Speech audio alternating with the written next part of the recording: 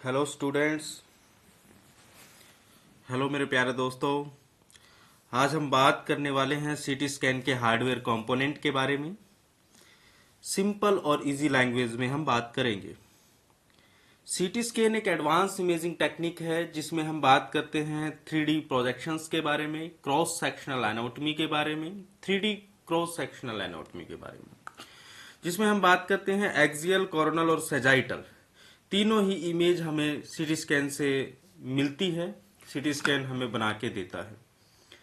और ये सब पॉसिबल किसकी वजह से है? सीटी हार्डवेयर कंपोनेंट्स की वजह से। और आज हम इसी टॉपिक को स्टेप बाय स्टेप समझेंगे। तो फर्स्ट स्लाइड में हम बात करेंगे। यहाँ पे सबसे पहली स्लाइड है हमारी गैंट्री। हार्डवेयर कंपोनेंट्स में सबसे मेन पार्ट यहाँ पे गैंट्री की बात की गई है।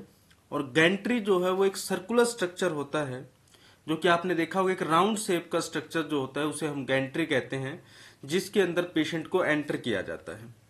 और उस गैंट्री के अंदर एक्सरे ट्यूब, डिटेक्टर, कॉलीमेटर और फिल्टर उसके अंदर यूज किए जाते हैं, मतलब उसके अंदर उसका सेटअप बना हुआ होता है।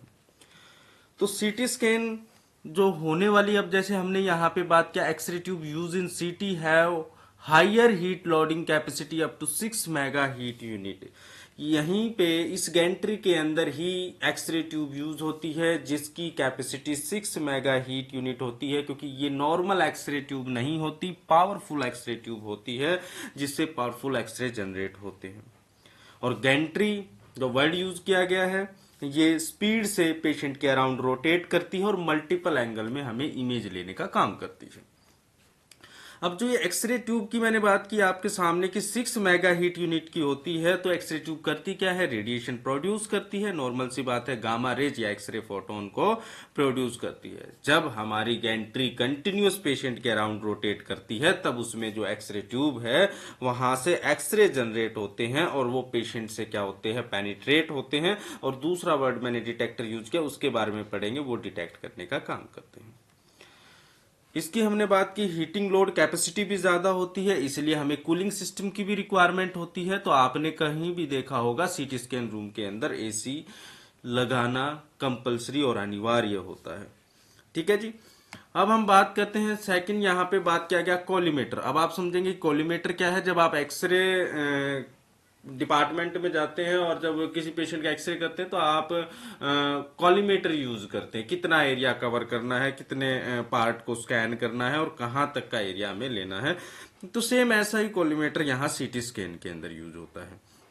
यहाँ दो टाइप्स के कॉलीमेटर आपके सामने दिखाए गए हैं, जैसे कि pre patient collimator, post patient collimator.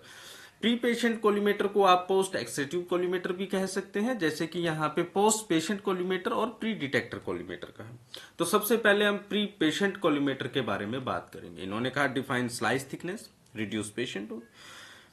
जो प्री पेशेंट है वो प्री से आप समझ गए होंगे कि पेशेंट से पहले, मतलब एक्सरे ट्यूब के जस्ट आगे, एक्सरे ट्यूब के बाद में ये कॉलीमेटर लगा होता है। ये काम क्या करता है? स्लाइस थिकनेस को डिफाइन करने का काम करता है। जैसे कि आप किसी पेशेंट की 1 mm की स्लाइस कट करते हो, किसी की 2 mm की स्लाइस कट करते हो, कहीं 5 mm की स्लाइस कट करते हो, तो उसे डिफाइन करने का काम करते हैं। सेकंड क्या होता है?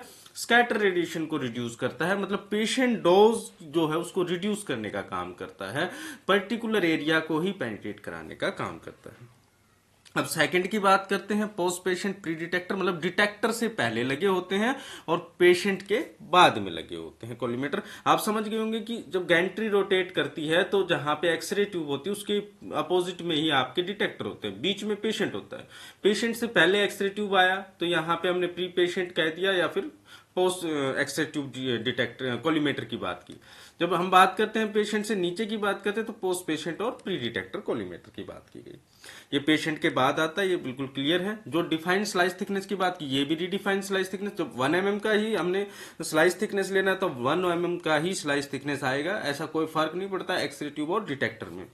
स्लाइस को रिफाइन करने का काम करता है, स्कैटर रेडिएशन को रिमूव करने का काम करता है, वही सेम जैसे कि हमने बात किया यहाँ पे रिड्यूस पेशेंट डोज बोला था। सेकंड में स्कैटर रेडिएशन को हमने कहा कि रिमूव करने का काम करता है, क्योंकि जब पेशेंट से एक्सरे फोटोन पेनिट्रेट होते हैं तो हमने कहा कि वहां पे कुछ एक्सरे फोटोन जो है वो स्कैटर हो जाते हैं। रीरूट कर लेते हैं। तो वहां पे इमेज क्लैरिटी बनाए रखने के लिए, इमेज की क्वालिटी इंप्रूव करने के लिए हम उस स्कैटर रेडिएशन को रिजेक्शन कर देते हैं, जिसमें हमारा पोस्ट पेशेंट या प्री डिटेक्टर कोलिमेटर काम आता है। अब हम बात करते हैं सेकंड इलेक्ट्रॉनिक डिटेक्टर के बारे में, जिसमें हमने बात किया सैरामिक डिटेक्टर के बारे में, जो कि ceramic scintillator detector and xenon gas field detector chamber के बारे में। अब इन दोनों का काम क्या होता है? बिल्कुल सिंपल साइजी सा काम है, आप ध्यान से सुन लीजिए। जब एक्सरे ट्यूब से एक्सरे फोटोन निकलते हैं और पेशेंट से पेनिट्रेट हो जाते हैं, तो वहां पे एक्सरे फोटोन का काम इतना ही होता है। फिर वो वही एक्सरे फोटोन जैसे ही डिटेक्टर पे आते हैं, डिटेक्टर उन्हें क्या करता है? डिटेक्ट करता है, और डिटेक्ट करने के बाद उस एक्सरे वाला, जो एक्सरे फोटोन वाला सिग्नल, उसको किस में कन्वर्ट कर देता है? इलेक्ट्रॉनिक सिग्नल में कन्वर्ट कर देता है।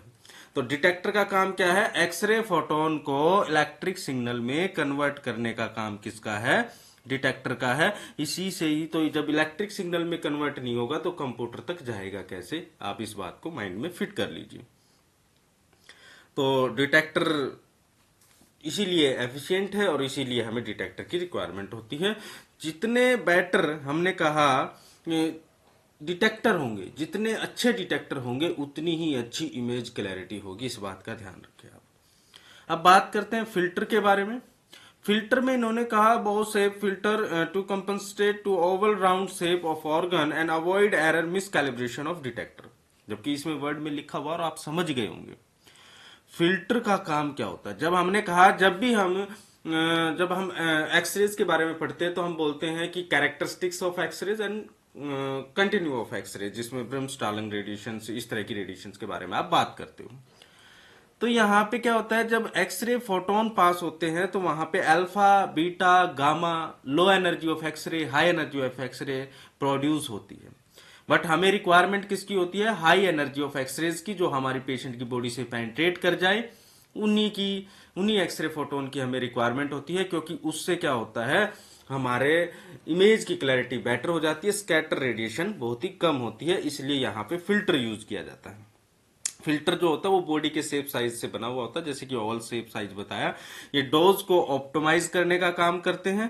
दूसरा, इमेज एरर को रिड्यूस करने का काम करते हैं। मतलब कहने का साफ स्पष्ट बात यह है कि जो अनवांटेड रेडिएशन है, जो कि alpha, beta, low energy of X-rays है, उनको क्या करते हैं? उनको वहीं पे कंट्रोल करने का काम करते हैं, जिससे ना पेशेंट को ज्यादा रेडिएशन लगे, तो अब और इमेज क्लैरिटी बेटर हो।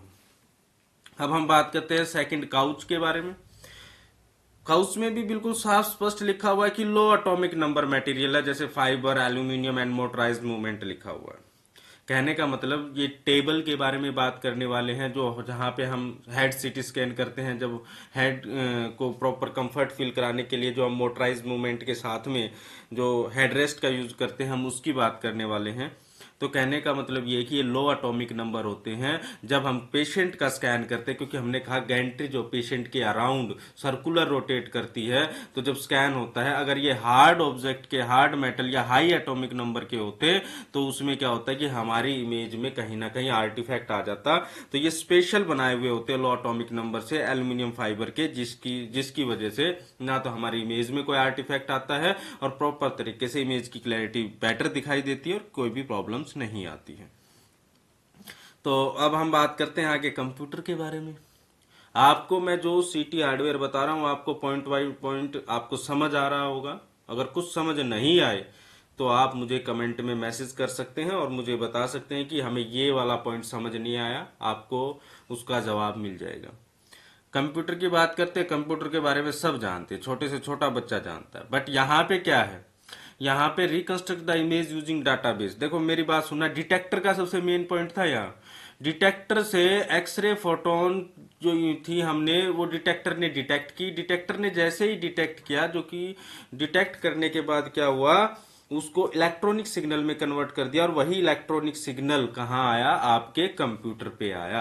और आपके कंप्यूटर पे आया तो वहां पे एल्गोरिथम्स यूज हुए, एडवांस एल्गोरिथम्स यूज हुए, और उससे क्या हुआ, आपकी जो इमेज का रिकंस्ट्रक्ट, जो कि मैंने कहा सीटी इमेज, बहुत ही बेटर इमेज क्वालिटी में आपको देखने को मिला। जैसा डिटेक्टर होगा वैसी इमेज क्वालिटी होगी, इस बात का भी ध्यान रखना। और अगर ज्यादा स्कैटर रेडिएशन होगी तो भी इमेज क्वालिटी पुअर हो जाएगी, इस बात का भी ध्यान रखना। और यहाँ पे कंप्यूटर पे आप 2D 3D इमेज बना सकते हो। इसमें यहाँ पे आप एक्सियल, कोरोनल, सैजाइटल भी कर सकते हो। यहाँ पे आप इसे रिकॉन भी कर सकते हो, एमपीआर भी कर सकते हो, मतलब सब कुछ यहाँ पे आप इस कंप्यूटर बेस पे कर सकते हो। अब बात करते हैं हम प्रिंटर के बारे में। ये ड्राई लेजर प्रिंटर यूज होता है। ड्राई लेजर, ये नॉर्मल प्रिंटर नहीं है, ड्राई लेजर प्रिंटर यूज होता है। यहाँ पे क्या होता है, जो मेडिकल इमेजिंग फिल्म है उनको प्रिंट किया जाता है। जिसमें हम कई बार कहते हैं कि मेडिकल इमेजिंग फिल्म जो होती है वो लाइट सेंसिटिव फिल्म होती है, तो यहाँ पे ड्राई लेजर प्रिंटर यूज किया जाता है। हमने पेशेंट को स्कैन किया, इमेज रिकंस्ट्रक्ट किया, इमेज हमारे कंप्यूटर पे आई, उसको प्रिंट निकालना है, तो उसके लिए हम प्रिंटर का यूज करते हैं।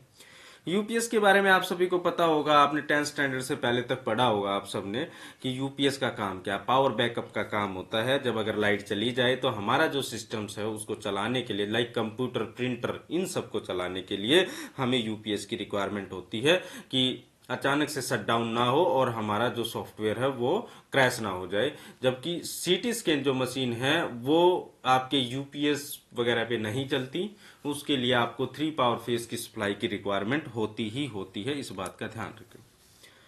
अब हम बात करते हैं फायदे के बारे में। सीटी स्कैन के क्या एडवांटेज और क्या फायदे। सबसे पहला पॉइंट है बेस्ट स्पेशल रिजोल्यूशन। नॉर्मल सी बात है, हमने कहा यहाँ पे जब जितने अच्छे डिटेक्टर्स यूज हम करेंगे, जैसे 128 स्लाइस, 64 स्लाइस, इस तरह की जब सीटी स्कैन मशीनें हम यूज करते हैं, मल्टीपल स्लाइसिज होगी, थिन स्लाइसिज होगी, तो बहुत ही अच्छी इमेज क्वालिटी आपको देखने को मिलेगी।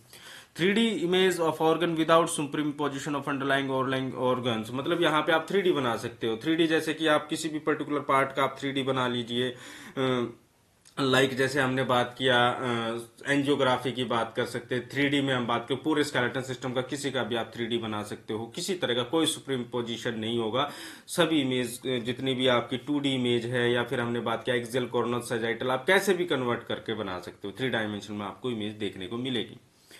Electronic detector reject scatter efficiency, यहाँ पे जो डिटेक्टर यूज किए जाते हैं वो क्या करते हैं, जो स्कैटर रेडिएशन उसको रिजेक्ट करने की एफिशिएंसी उनके अंदर होती है, इसीलिए हमारी सीटी की इमेज बहुत ही अच्छी क्लैरिटी में हमें देखने को मिलती है। पोस्ट प्रोसेसिंग पॉसिबल है, जैसे कि आपने स्कैन तो एक्सियल में किया, बट आपको क्या करना, कोरोनल, सैजाइटल, ये सब स्कैन करने, तो उसमें भी बहुत ही बेटर होता है, आप इसको पोस्ट प्रोसेसिंग में कर सकते हो, ज्यादा रेडिएशन डोज की बात नहीं होती।